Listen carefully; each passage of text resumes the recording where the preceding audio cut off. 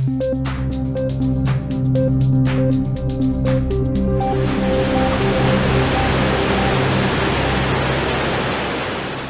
search for a missing female who was reportedly swept away by the waters of the Wailuku River continued on Saturday. According to a fire department dispatch, a male party hiked up above a waterfall at Piihonua on Friday with a female companion. Both were swept downstream by fast-rising waters.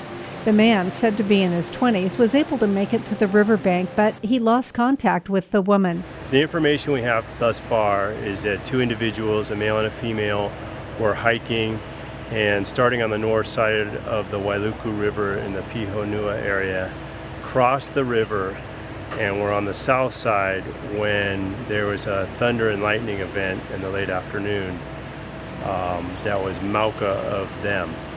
And during that time, they apparently observed the water rising of the Wailuku River and attempted to cross back to their access point on the north side of the river. It was at that time that both were swept down.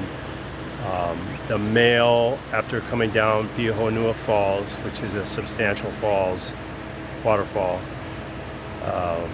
was able to self-rescue and extricate himself and call for assistance. The fire department responded and performed searches of the area with negative findings. We were contacted at about 6 p.m. last night, so just before nightfall. So our search was fairly limited, and we again started this morning at daybreak with aerial flights with our chopper, as well as ground search teams along the river banks and at access points to the river. The information I have so far is that there was a female who just moved here and apparently moved here from the Midwest. So I'm familiar with how quickly things can change on the river. The Wailuku River is a dynamic river, and that it really can change conditions very quickly, and it's a very big river can move a lot of water and get dangerous very quickly. A lot of elevation changes, so it's a tough place. Rescue crews could not conduct an in-water search because of the extremely high floodwaters, but they did search along the riverbank from above Piihonua Bridge to Boiling Pots.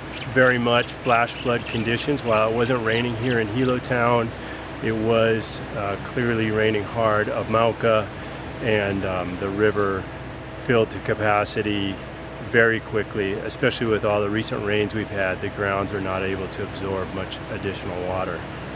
Today, we're still looking at pretty high water, and we're not able to put anybody in the water for diving. We'll continue to do aerial searches, and as the water level decreases and providing the weather holds out without additional rainfall, we'll broaden our search to underwater. What you see on the surface is not always what exists underwater, so there is no definitive litmus test because every section of the river has different opportunities and challenges.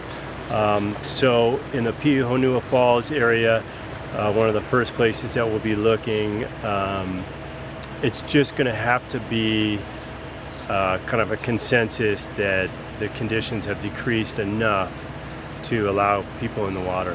Always remind people to keep an eye on the weather conditions and the river itself. It's a wild place.